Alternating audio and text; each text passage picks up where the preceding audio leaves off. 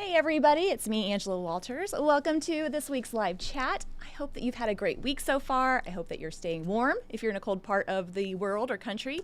And I'm looking forward to spending a little bit of time chatting with you today and just talking about machine quilting. Today's live chat is pretty light. Next week is a big week here at Quilting is My Therapy. We are launching the next Free Motion Challenge video series. So the first video in that free video series is going to come out next Tuesday. So it's been a lot of getting ready for that. So much time getting ready for that.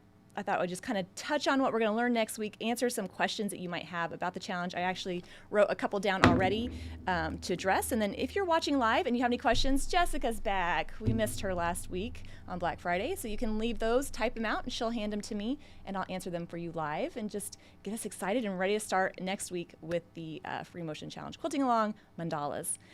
First of all, last Friday I did something a little different, had a Black Friday sale live chat. That was really fun, kind of quick, but I loved everybody's enthusiasm. We do have a couple of products that we held out. So even though it was over on Monday, I did keep the fillers challenge panel. We had the whole kit half price. I kept a couple of those on the website. So if you didn't get a chance to get it last week, if you didn't see it, no worries, you can still get that. And I'll put a link in the description box, but half price, and you get all the things. The panel, the border, the backing, and the thread. And if you don't need that because you already have it, we do have a couple of thread packs I'm keeping over too that you can get for half price. So I talked about those last week, but I'll put the link in the description box. If you've been on the fence, this is the time to do it because we got a few left and then we're in that sale, but I want to leave that on for you guys.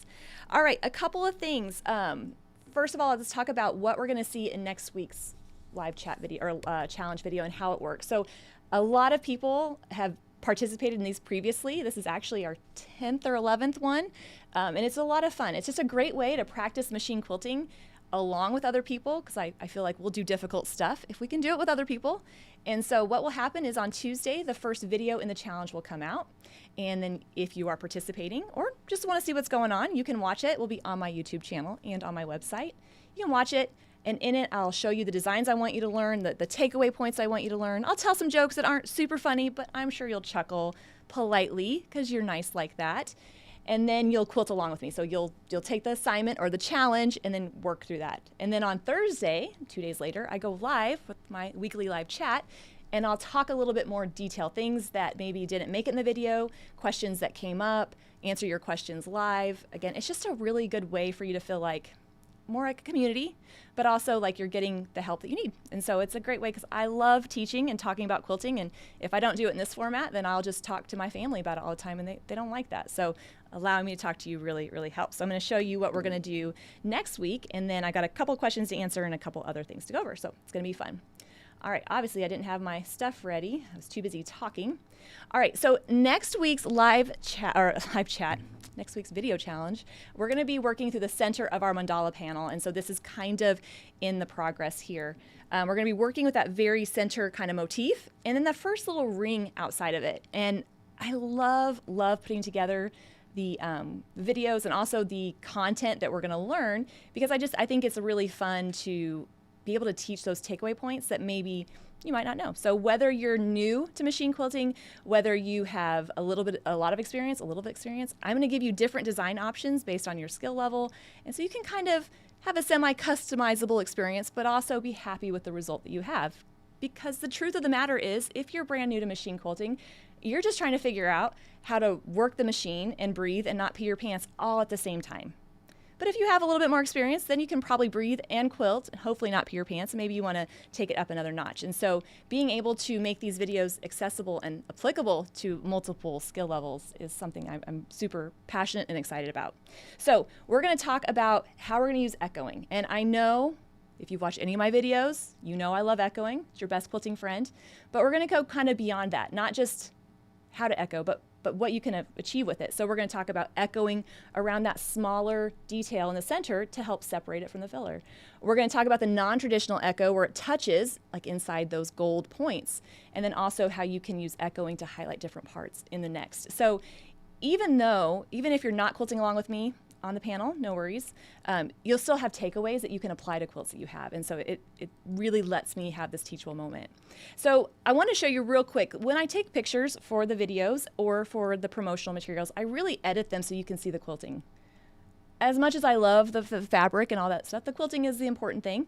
And so it's kind of interesting to see the difference between these two pictures. This one has been edited. You can kind of see a lot of definition. But if you're just looking at the actual quilt, it's not so stark.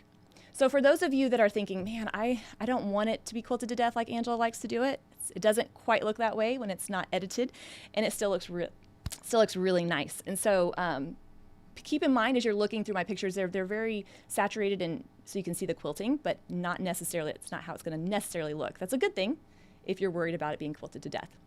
All right, so in the center panel, another thing I want to point out that I didn't leave in the video, and I'll probably talk about this next Thursday, when I'm demonstrating the quilting, you kind of need to be able to see it, right? So if I'm using the thread colors that I pick for the challenge, those coordinating threads, which, by the way, picking out the thread colors is one of my favorite parts, you're not going to be able to see what I'm doing. So during the videos, you're going to see me using some weird thread colors. So in the center of the panel here, I'm using like green, so you can really see the quilting. But why I want to point that out is you get a different effect with the texture if the thread color blends in. So when I say in the video, hey, if you're quilting along with me and you bought the coordinating thread, go ahead and use the yellow or use the white, because that texture is going to look so nice. So herein is kind of the conundrum if you're learning how to machine quilt. If you're using a thread color that blends in, you're not going to be able to see the designs as well. You're not going to be able to see any things that you need to improve. But when you're done, you get that beautiful texture. So just know, if you're using a contrasting thread, maybe you're using your own fabric, your own thread, you have to remember that it's definitely going to show up more, and it's going to be more glaring. It's like the no makeup selfie of quilting, right? So using a thread color that blends in will be very helpful. And I will say, throughout the filming of these videos, it was very tricky to find thread colors that would show in those colorful parts. So just know, as you're looking through some of those promo pictures or whatever, you're like, why on earth would she use green thread in that? Well, that's why, so you can see what I'm doing. And so here you can kind of see again that maybe it's blue. It's been a second, so I can't remember exactly which color it was. But I will tell you, I don't know if this would make you feel better or worse, but as I'm quilting, and I feel like I have experience, I can breathe and not pee my pants while I'm quilting, even talk. Even when I'm quilting, especially with contrasting thread, I'll think, oh, that's not going to look good on camera. Oh, that doesn't look quite right. So just know that we're all kind of hard on ourselves, but using that thread color that blends in will be really, really helpful. So if you bought the panel and you didn't get the coordinating thread, just opting for a really light yellow or like a white over the whole thing will look nice. It will contrast a little bit in the colored bits, but overall, you're going to have that beautiful texture. So again, as I'm filming, and I say that a lot during the videos, but sometimes I think, man, people are tired of hearing me say that. So next week, we're going to be talking about echoing, and we're going to be using a little bit of ruler. So that was a question that came up in the type chat. So every week before I go live, I get on the video, and I love type chatting with everybody that's on there. It's really fun. I know that other people that do that will agree with me. We feel like we know each other now, right? Like, oh, Mary Rose, I'm sorry you're having a rough time and your husband is sick. And I know Fuzzy Face is going to say something silly. So it's a lot of fun if you want to get on there. But a question came up about rulers. So somebody said, I heard somebody mentioning rulers. Do we need them? My biggest thing about doing the challenges, the video series, is I want it to be very easy and very free to join. You don't have to have rulers.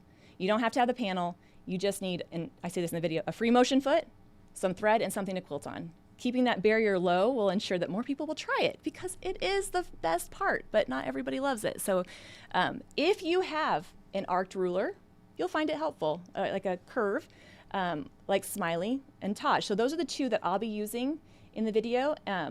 You don't have to have them. So don't feel like you have to go out and buy them. But if you already have them, pull them out. We're going to be using those.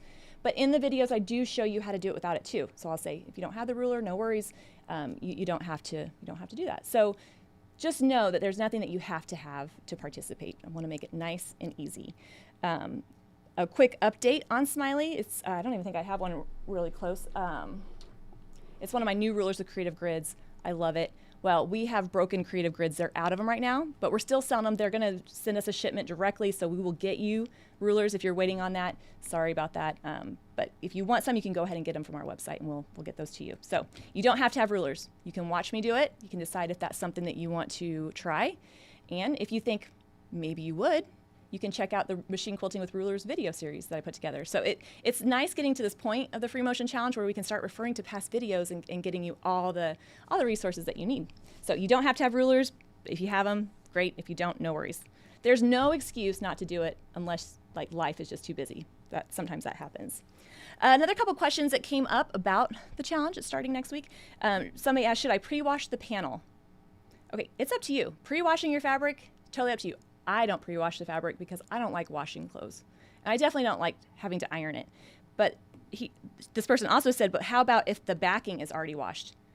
Again, I'm no expert at quilting. You just need to know that. Machine quilting, I know enough to be dangerous, right? When it comes to like quilt making, I would say my rule of thumb, my opinion only, if you've pre-washed one, go ahead and pre-wash the other. That way, if it does shrink, it shrinks together. But you don't have to wash it for color fastness or anything like that. It's totally fine.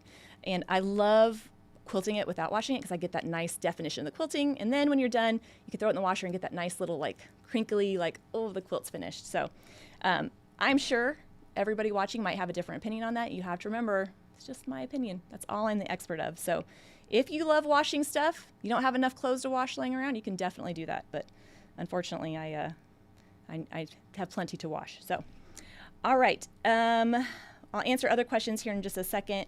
How do you participate? I already kind of said that. You're going to watch the video, but you're also going to go to the website. So on my website, there'll be a link in every video that will take you to the website for the free downloadable quilting diagrams. This is something I really feel strongly about, even though it takes about as much time as making the video. I think it's really easy to watch something.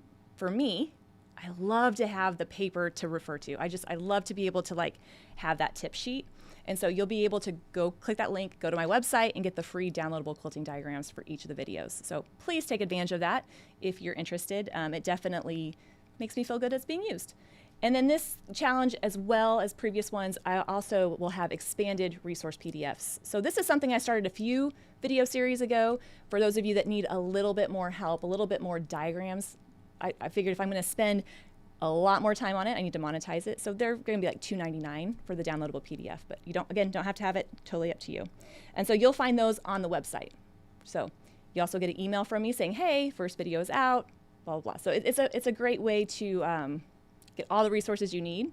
And then if you want to show off what you're working on, be sure to join our Facebook group. So we have a very active, very large Free Motion Challenge Quilting Along Facebook group, and that's a great place to post pictures of your progress, ask questions of each other, keep it quilting related. We do have some rules on there to keep it focused since it's so big.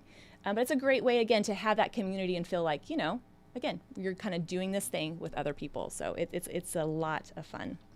All right, about the panels. If you are quilting along with me, you ordered the Mandala panel I designed for the challenge. I'm super excited about that because we're going to be quilting together on the same project, whether you go with the regular size or the big one.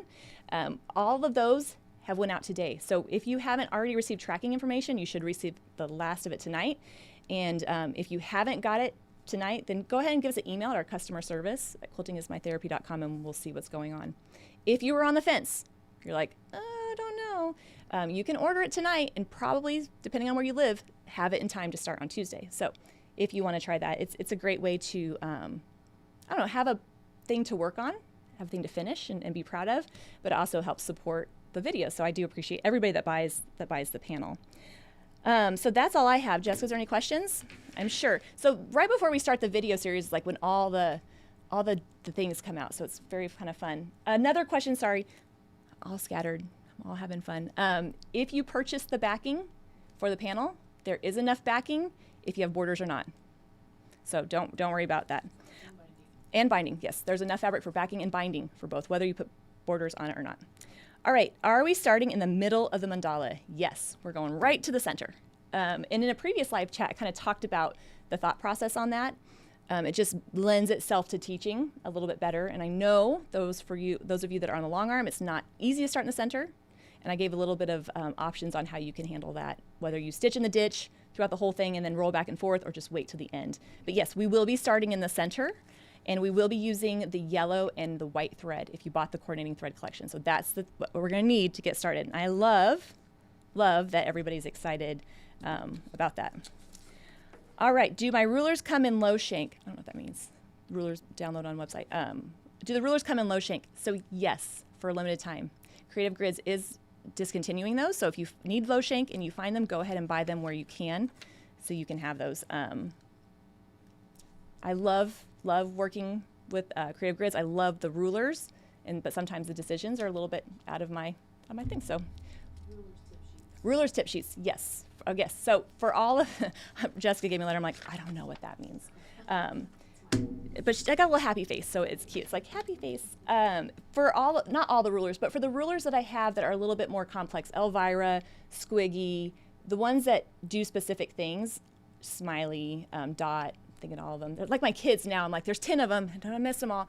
I do have downloadable diagrams and tip sheets for each of the rulers too. I got a thumbs up from Jessica, yes. So if you want to check that out, so if you do have the Smiley ruler or the Taj and you're like, how do I use this ruler?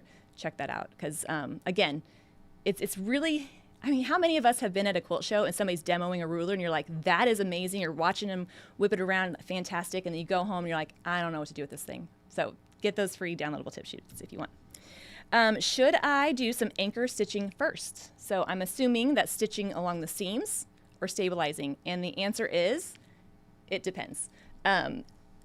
If you're approaching your quilt, you're working on a sewing machine, you've got your sandwich basted, then you can do all your stitching in all those seams first. If you want to remove the pins, you want to get it put together, and then you can start filling it in. On a long arm, I suggested that if you want to start in the center. As a general rule of thumb, though, for me, if I'm quilting on a quilt, I don't stitch in all the seams first and then come back and fill it in. That's just my preference because that's how my brain works. When I get to the end of the quilt, I do not want to go back up to the beginning. So I like to handle it while I'm there. And usually the next question that comes, well, do I stitch in the ditch before or after? It doesn't matter. It depends. Sometimes I stitch in the ditch while I'm working my way through a block. And we're actually going to see this in the very first video of the challenge. How do I get from one section to the next? If you notice on the panel, there's some gaps in between those colored parts. I did that on purpose. And so how do we go from one section to the next? And most of the time, not all the time, but most of the time I'm using stitching in the ditch to maneuver my way around. So it just depends on what you're working with and what your preference is. Now, I know you're like, great, Angela, that doesn't help me. So if you need a rule of thumb, if you're on a sewing machine, sure, go ahead and do all your anchor stitching, your stitching in the ditch, get it set, but don't feel like you have to, for sure. And on the fillers panel, question, did I outline each area first? Each section I stitched around each little diamond and then filled it in and then moved on. That's how I did it. But if I did it again, if I were to do that whole series again, I might do it different. Who knows? But for the most part, I'll say 75% of the time, I like to stitch in those seams and then fill it in. But it just depends. It's like, what shoe do you put on first, your left shoe or your right shoe? You might usually put your right shoe on, but it doesn't matter. So just know that there's no like one way you have to do it, which should be encouraging and kind of liberating, but can be overwhelming when you're newer to it, because it's like all the things you don't know. So just jump in there and have fun with it. And one thing I want to point out is all the previous video series for the Free Motion Challenge, they all focus on a project or a topic. They're still on my YouTube channel and on my website. So if you do go back and try the Rulers Challenge, you're like, oh, I'm going to give that a shot, go back and watch those videos. And you can ask questions during my live chat about previous challenges. I'm more than happy to answer those. So again, I know that sometimes life gets in the way. I know I'm launching this in December, which is a busy time. I think it's important to take time for yourself if you can. I know life gets in the way sometimes. So it's always there for you to come back to and watch later. So don't feel like you can't ask questions about previous videos, or that you are like, sometimes people will say, oh, I'm so behind, I'm not, blah, blah, blah. You're like, no, it's there whenever you're ready. Don't let this make you feel bad. We have enough to feel guilty about. Quilting should not be one of them. So great, great, great questions. Another question that came up, and then I will land this plane. What time do the videos come out on Tuesdays? That depends on how last minute I am editing them. So I try to have them out around noon. And I'm going to try really hard to have them out around 11 or noon Central Time. But sometimes, again, life happens, things happen, and so it might be a little bit later, but usually that day.